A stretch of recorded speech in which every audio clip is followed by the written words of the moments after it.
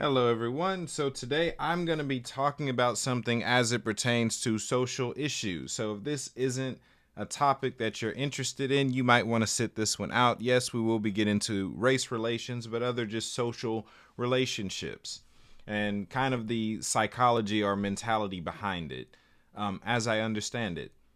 So, that's the only warning you're getting. So, today I want to do a presentation about predator and prey and how that affects one on a genetic level. So we notice as it pertains to evolution that animals actually structure themselves based on, well, the habits of their ancestors in a way. Where animals that are predominantly prey animals, they'll have their eyes on the sides. That gives them a larger field of vision because they're used to and they've adapted to being on the run away from something or constantly being in danger. This makes them a lot more aware of their surroundings. And depending on the type, they're equated to look out for other signals that other members of their community might give off. Where if one takes off running, the rest will follow, even if they didn't perceive the threat themselves. This is social awareness in a way, right? So you get your animals like your rabbits.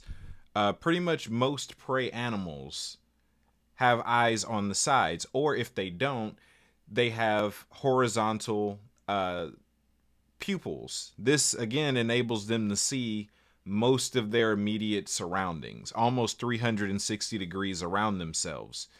This is because, again, they've adapted to being hunted.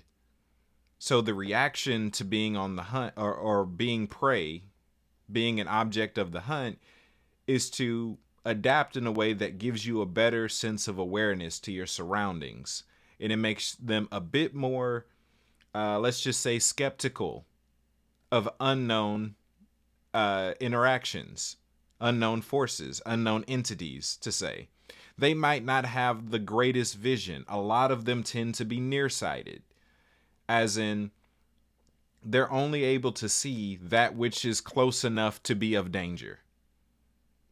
So they're not really farsighted. So let's counter this with the way that predators are set up. Well, predators, they keep their eyes in the front. They don't have the best peripheral vision. They can't see behind them. Predators' eyes are focused in the front because their adaptation is to chase something that's trying to get away from them. So they have tunnel vision. This helps them lock on to a target. Most predators also have night vision because that helps them hunt, or they have far-sighted vision. This helps them see prey far off. Because one of the things about hunting is that the prey that you're after, you really don't want them to know that you're after them. So they've mastered stealth in a certain capacity. Predators and prey both in some way can have some measure of stealth or camouflage. They just use it for a different reason. Prey use their camouflage to blend into the environment so that if their guard is down, they could possibly go unnoticed. It helps them hide in plain sight, away from possible danger. On the flip side, predators often use camouflage in a way to get really close to their prey without being detected. So the use of camouflage is done by both, but the emphasis is on being able to see far away and having tunnel vision. That it can't really see too far to the left or the right. It's not necessarily aware of its surroundings because it is the threat. It hasn't evolved to be able to see around it or focus on what's going on, nor are the other species in its lineage taught to look out for danger. So I believe these two archetypes go into how humanity has kind of structured itself, where in some cases people aren't necessarily racist. In certain cases, people don't necessarily have this victim mentality, as I've heard of. In some cases they do. In some cases people are racist or sexist or this ist or that. Sometimes they're simply on a genetic level leaning more to an ancestry that leans towards being a predator or prey. So let's talk about epigenetics. When you study epigenetics, you realize that everything in a person's lineage, all of your ancestors pretty much, passed on their baggage. And the way epigenetics work is that it's based on who that individual was at the moment of conception. So different lineages passed on different things to different people. And humans adapted socially the same ways animals do in the wild. So you take a family. Let's talk about slavery. Let's talk about the civil rights movement. Let's talk about Jim Crow era. Let's talk about being black right now, right? That's 400 to 500 years of being the prey, of being mistreated, of not being able to trust, of watching people you love get lynched and set on fire, and all these other horrible things. Hundreds of years of being mistreated. We haven't even been legally able to vote in this country for, and I'm speaking on the U.S., for 100 years. That's more recent in history that we're actually able to vote, even though we've been in the country for that long. Those are things that people can't just get over because epigenetically that's structured the way that we're set up, that they're set up. Meaning that generational trauma gets passed on. Those fight or flight responses get passed on. The distrust of certain species or certain appearances of people gets passed on. And it's not just a hunch, because even now we suffer some of those same, let's just say, racial conflicts today. When threats no longer exist, you get something closer to, let's just say, the dodo.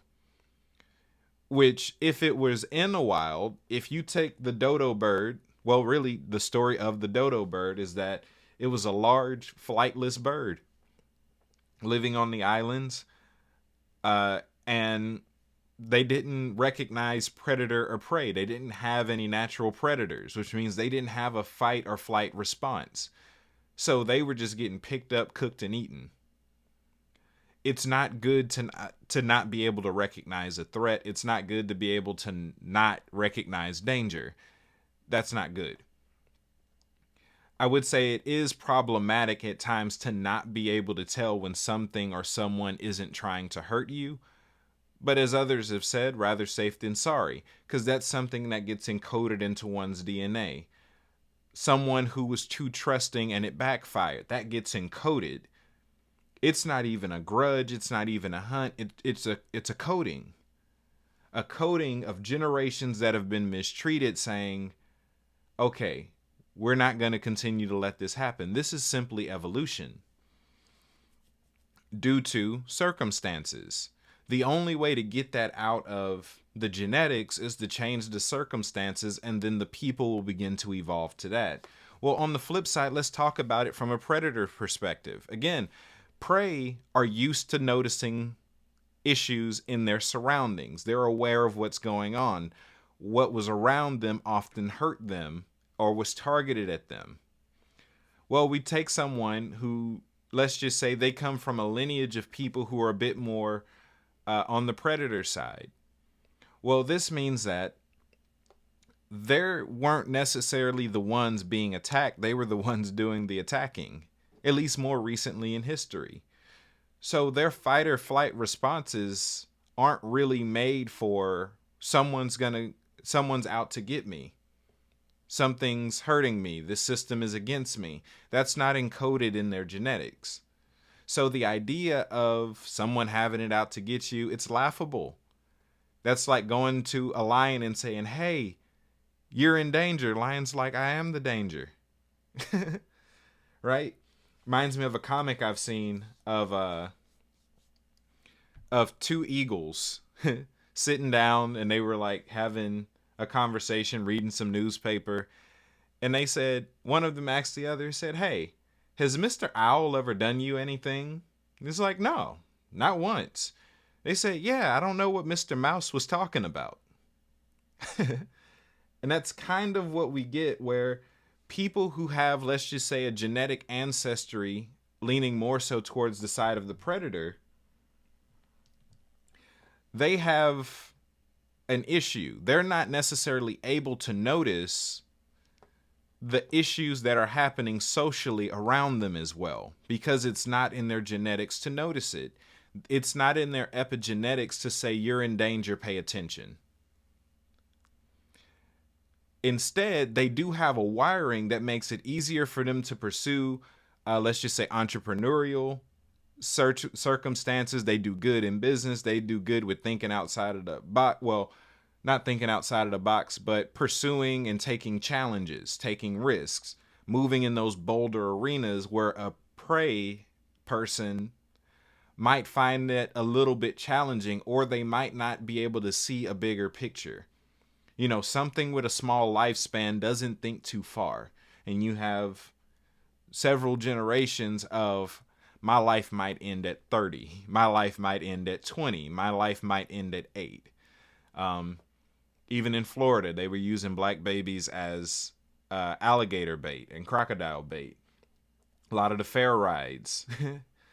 Yeah, that gets really, really rough. But so I say this to say that in some cases, people are not necessarily racist. The way that their genetics are set up, they just aren't able to recognize what people who've been under oppression are able to recognize.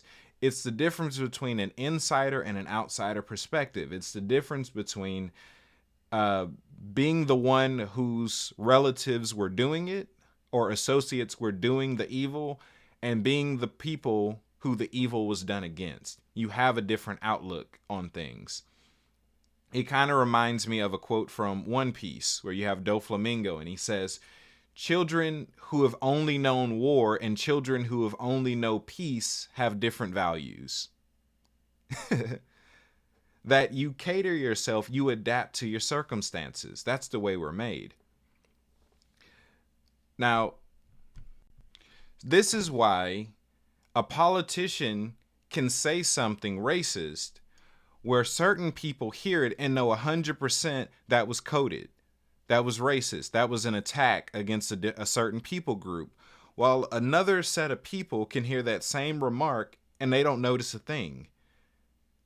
That's because certain verbiage only registers to certain types of people. The verbiage of the predator rings different to the ears of prey than it would another predator. There's another class I want to talk about, and these people are somewhat in the middle. And this is one in the wild known as like megafauna. These are like the large herbivores who are so big that they no longer register as prey animals either, but they're also not predators. These are the people who managed to go unaffected by the chaos between the two groups.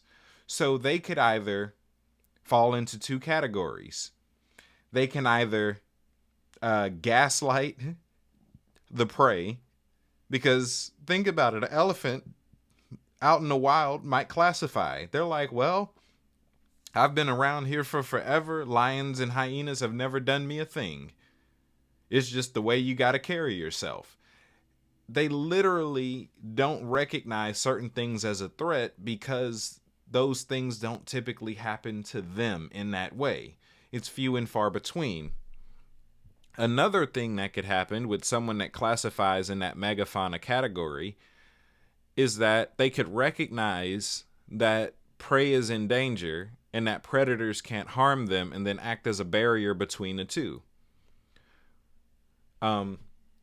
Funny, I remember seeing something that was kind of examining the Muppets from Sesame Street. And they were talking about how, well, Elmo and a lot of the other monsters have forward-facing eyes, which means that they actually register as small carnivores or small predators. On the flip side, they're like, well, what about Big Bird? He has front-facing eyes too. Does that mean he's a large predator? Like, no. He actually would classify as megafauna. He eats grains and seeds and things like that. But he's so massive that he threatens off potential predators from harming his little friends. So That's kind of the role that someone in that megafauna persona might enter into. Certain species are only in danger when they're little, but once they're fully matured, they have nothing to worry about. So that they would be the ones more likely to give the message of, oh, it's just how you carry yourself. Now, sometimes people aren't megafauna, they're predators that understand what they're doing, and they're trying to lure people into a false sense of security. Some people are wicked. Some people fall into that category. So I just wanted to give this as a possible explanation or a possible framework for how we could view social interactions. Predator, prey, maybe even megafauna. I believe in looking at the world through all of those perspectives. Not just, well, that's never happened to me, they must be lying. It's like, no, how does that actually look for that people group? Okay, this is real for them. Not being so quick to discount other people's experiences because, let's just say, my family doesn't have a history of that. So, all in all, the purpose of this video is to spread compassion, unity, empathy. This is bound to trigger a few people, but what is a video by me if it doesn't trigger a few people? So that's it for this session. Links in the description down below for all of my other projects and classes and things like that. My book, my charity. Until next time, y'all be blessed. Later.